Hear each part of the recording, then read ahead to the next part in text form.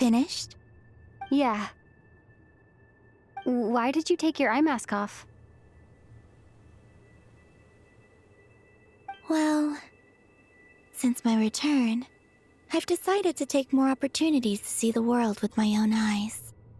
Besides, I've always wondered how Teyvat looks from the moon. And what do you think? It's beautiful. I could spend a whole day here just gazing at it. What about you? What do you think of the truth you found? I haven't looked at another person's expression in a long time, but I think yours is saying it was neither good nor bad. Keep this up, and it won't be long before you give Nefer a run for her money. Oh, I don't think that's going to happen.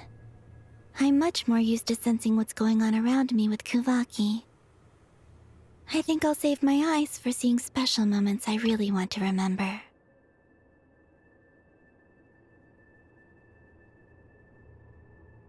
I read the spaceship's flight logs.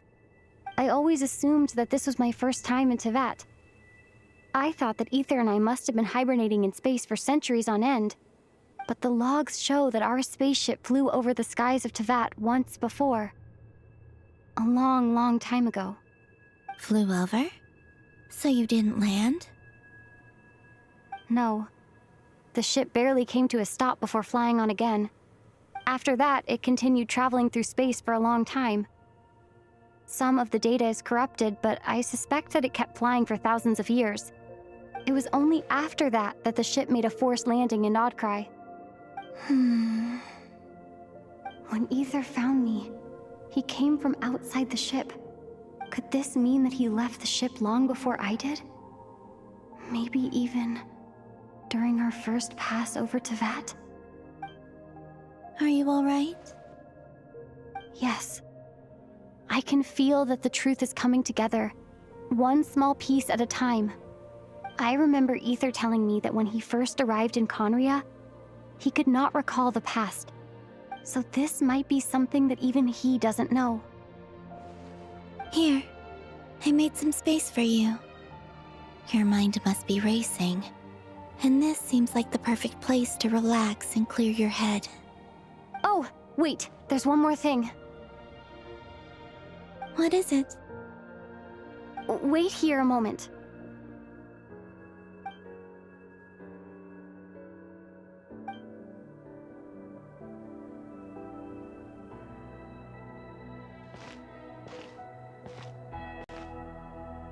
Hey, Columbina.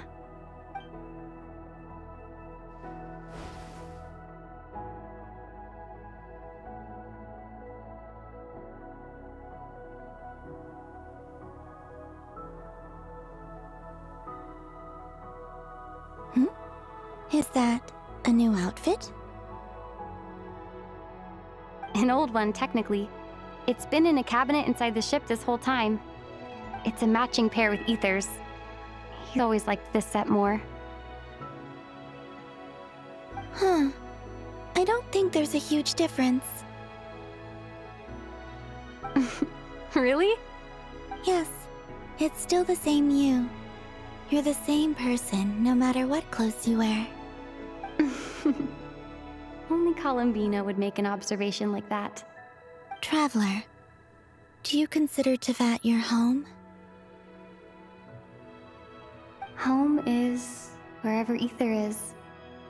But then, after all the time I've spent here and everything I've been through, yes, I'd say it's my home. Would you change your answer if Teyvat changed appearance? I mean, if the truth about Teyvat turned out to be different than what you thought. I don't know. But I don't think so. The truth is not what matters most to me about Teyvat.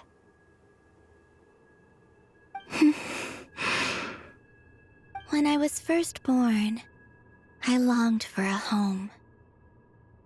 And when you get something before you're mature enough to understand the world, You just take it at face value.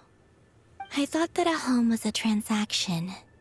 You give me what I want, and I'll do the same for you. But you and your friends taught me what a true home should look like.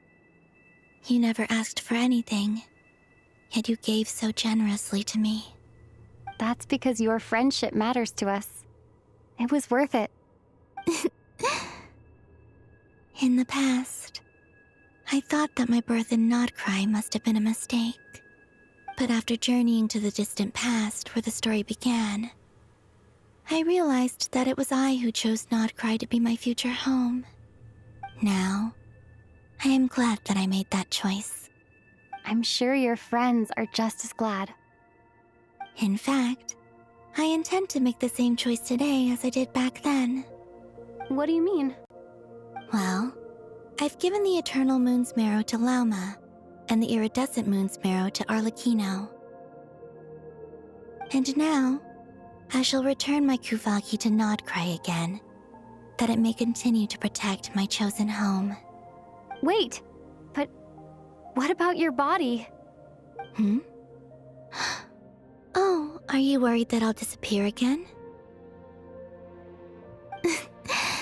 I won't. Not this time. The Frost Moon has now entered the fall sky, and I am the Trilune Goddess. I am only returning to Nodcry the part of me that it needs. I am giving what I can, because my home is worth it. Oh, and I have something for you, too. For me? Yes. Come closer.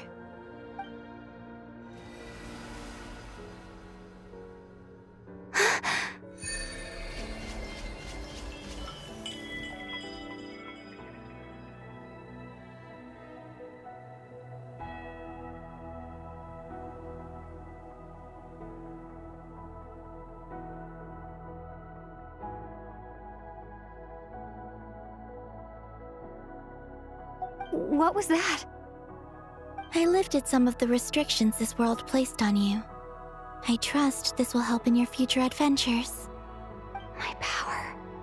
It feels like it's grown. I can use the elements more freely now. Thank you. This will be a great help. You're welcome. I see you as family, and after everything you've done for me,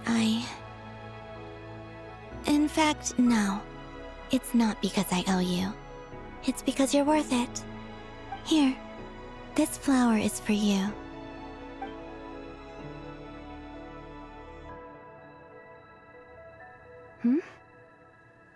Isn't this a moon prayer blossom? Yes. Don't worry. You will never see these flowers lose their color again. I'm finally discovering the joy of giving. How I wish I'd learned this sooner. Hey, better late than never. What are you thinking about now? Why don't you take a guess? You get one shot. I don't think I'll get it in one guess. But I'm sure it's a happy thought. That's kind of a sneaky answer. I can't say you got it wrong. Down into that, the moon seems so far away. I felt it might always lie beyond my reach. But on the moon, everything feels so close by.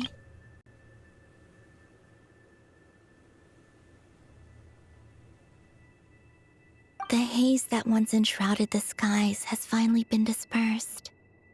I feel like a traveler on a winter's night, starting a new chapter in my tale by the warmth of a bonfire.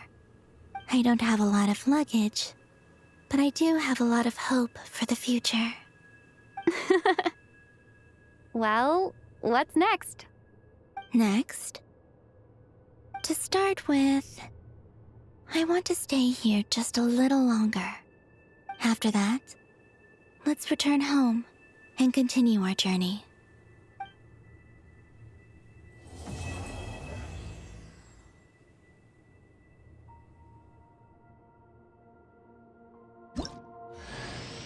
These clothes bring back so many memories.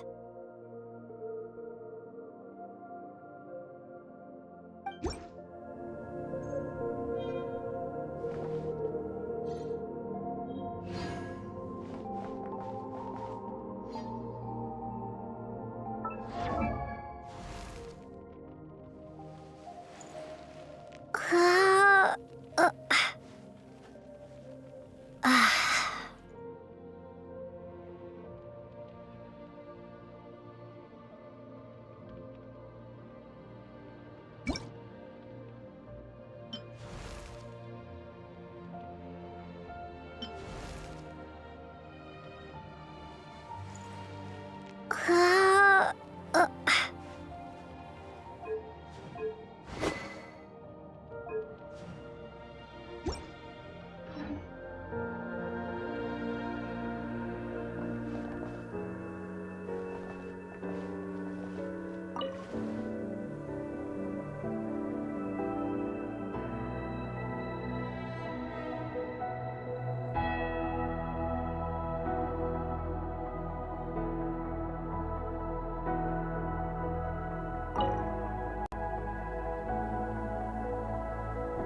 The journey goes on, for you and for me.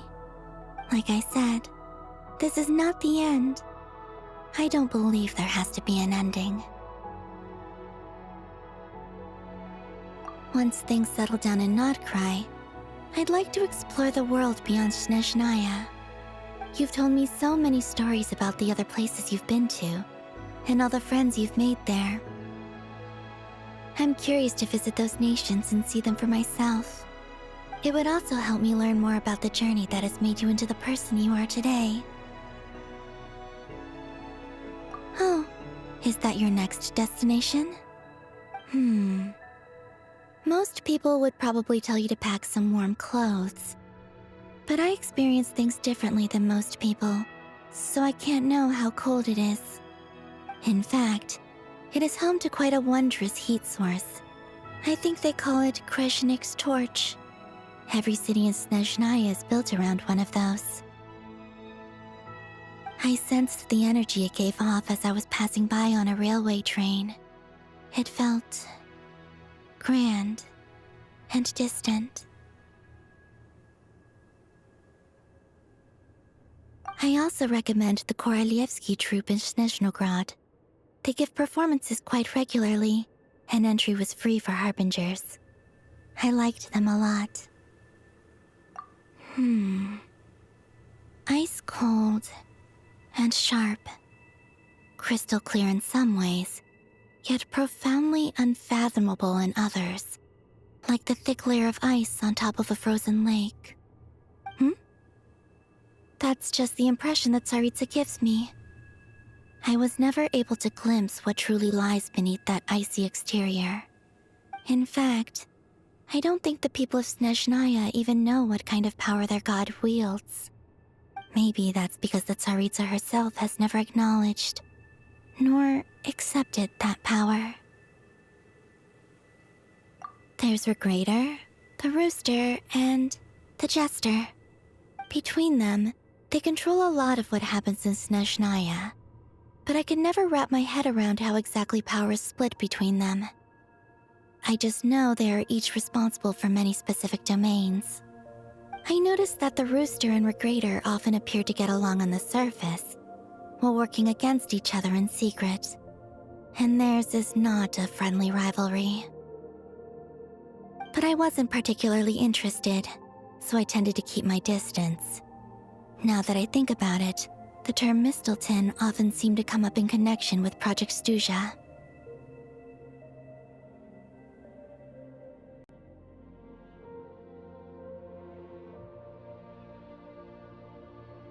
Okay. As you continue on your journey, don't forget to gaze up at the moon once in a while. It is, after all, no longer an illusion. It shall cast down its true moonlight, connecting us in truth.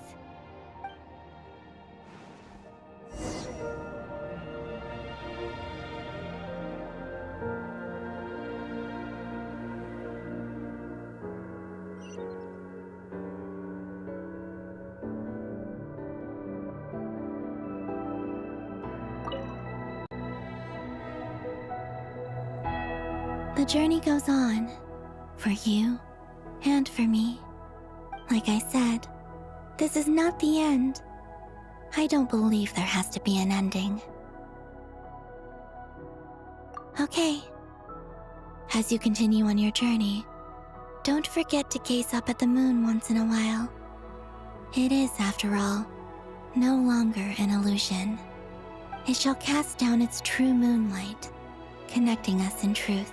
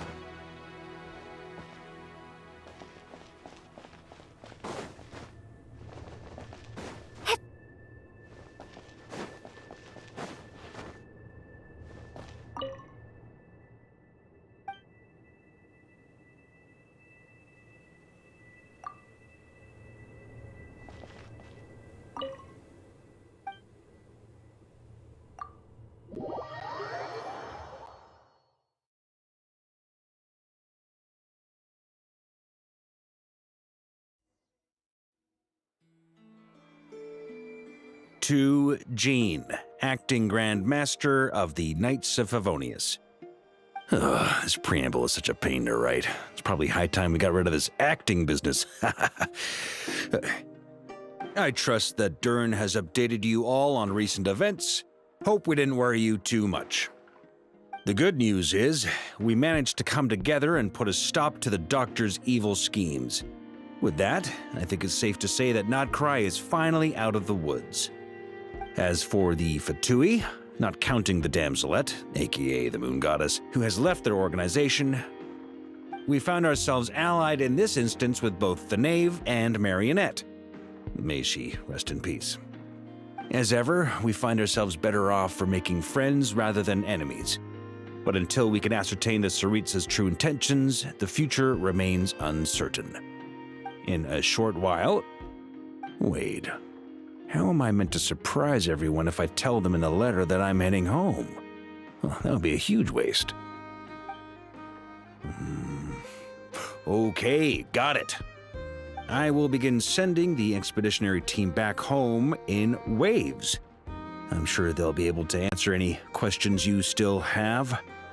I hope they won't gloss over the details of my many heroic deeds, but if they do, I'm sure it'll be because they're just too exhausted from the long journey. I think of Mondstadt daily. Please give everyone my best regards. P.S. The honorary knight went above and beyond this time. Are there any other honors we can give her? I'll leave it with you. P.P.S. Please be extra nice to Klee for the foreseeable future.